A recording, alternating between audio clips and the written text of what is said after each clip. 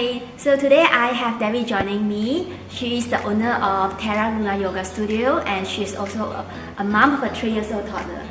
So we know that being a mom entrepreneur is not easy. So today I have her to share with us some tips on self-care. Hello Dewi. Hello June. Hi Dewi, can you tell us a little bit more about your yoga studio? Yeah, so Terra Yoga is a women-focused space and it's created with this intention of supporting women regardless of age and throughout her life cycle. So from the time from the time a girl gets a period to pregnancy, to post-pregnancy, perimenopause and menopause. So basically the entire life cycle of a woman. And it's also a very supportive space, so we make sure that our offerings are able to cater to whichever stage you are in your life cycle. You're able to find a class offering that suits you. Yeah. So I know that you offer womb yoga, prenatal yoga, family yoga, really taking care of the well-being of women. Yes. How about yourself? How do you take care of yourself? So I think that if you asked me this question a year ago, I would have a very different answer. Right now, myself, I see this idea of taking care of myself as needing to have it broken up into several sort of segments.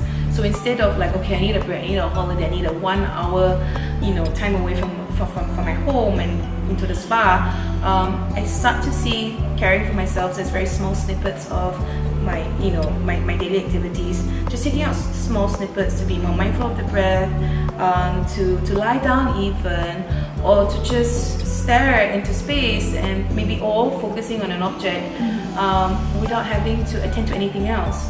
And I think we'll be surprised as to how powerful those little moments can be, rather than to just burn ourselves out and then take like a 3-week break and then burn ourselves out again.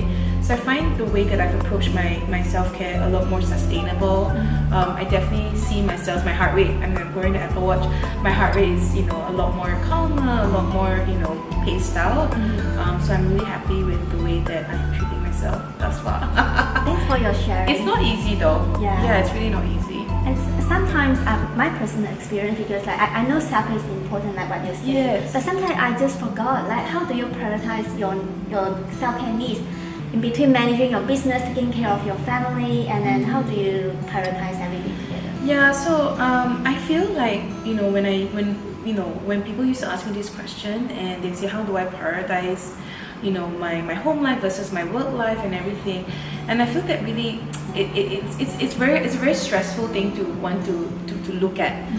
So I try not to use the word priorities, and I just try to really, firstly, I think, begin with attending to yourself. So if, for instance, I had to make a decision between spending time with my daughter or making a decision between spending time at the studio, then I really have to go back to ask myself, what do I need?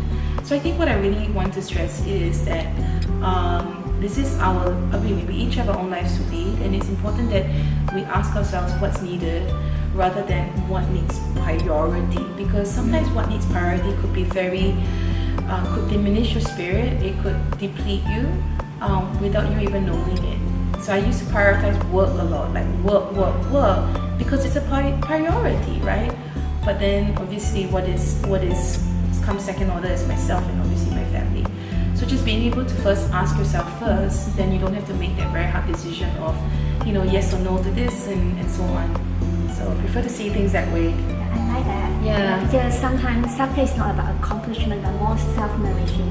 Yes, it's not about also sacrifice, like, because a lot of times you're like thinking I need to self-care because I don't care, right? But actually self-care is kind of like the status quo. It's not meant to be a response to every single time you get burnt out. Yeah. It's not a response to that. It is meant to be the baseline. Yeah. And for some people, they really don't have time to come to the yoga classes regularly. What are your suggestions? Well, firstly, I would recommend not to worry, not to panic, because you don't actually have to be in a yoga space to do the yoga. And I think we need to really expand the definition of what yoga is.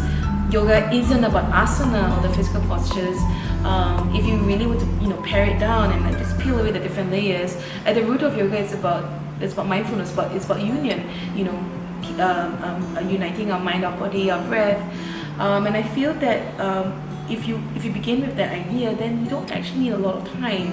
So I was sharing with June earlier that when you brush your teeth, just being mindful of how you're breathing, right? Because when you brush your teeth, you tend to not to think about anything other than what are our tasks ahead. But maybe just taking that ritualistic activity, which is every single day, every day we brush our teeth, right? Then attach the mindfulness to that and see what's that like for you.